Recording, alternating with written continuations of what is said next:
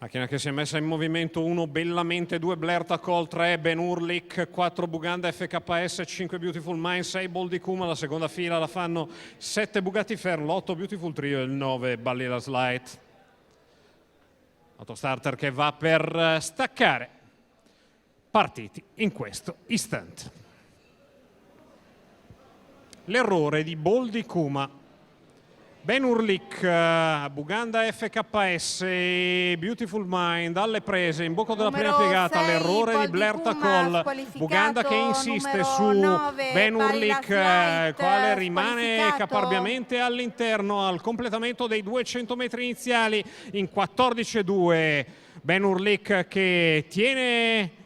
la figura per tutta la curva di dentro, abbozza Buganda FKS che prova a parcheggiare, vi riesce alle spalle del battistrada. Si va al completamento del primo quarto di gara, passato in 29,2, c'è stato strappo secco, ora si va a riprendere sensibilmente in mano, fila indiana alle spalle del leader Ben Urlich in vantaggio nei confronti di Buganda FKS e Beautiful Mind, i 600 iniziali in 46,3, 17 la piegata di sinistra, tanto che all'esterno si fa vedere Bellamente che risale gradualmente, va a attaccare Ben Urlich davanti alle tribune, le sue mosse seguite ora da Beautiful Mind, torna ad accelerare, è costretto nuovamente Ben Urlich sotto il pungolo di Bellamente, il mezzo miglio in 1,1 appena abbondante, 14,9 davanti alle tribune nonostante il 32 di seconda frazione, completamento del chilometro a strappi per Ben Urlich, non proprio l'ideale, 1,16 il chilometro, Bellamente al suo esterno, poi di dentro Buganda FKS, fatica a stare con i migliori, Beautiful Mind quando si va alla bocca della piegata finale, a dritto opposta in 14,4, 29,2 di terza frazione, 1,30 appena abbondante,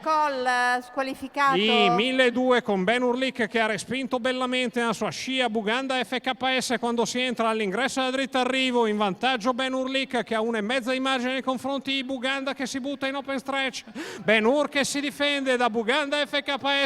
Ben Urlich che si mantiene in netta evidenza, parlano le sgambature, vince con 1,75 di margine davanti a Buganda FKS, al terzo un valido Bellamente, 59,3 gli ultimi 800 metri, 1,15,4 la media al chilometro di Ben Urlich, VP dell'Annunziata, che centra il successo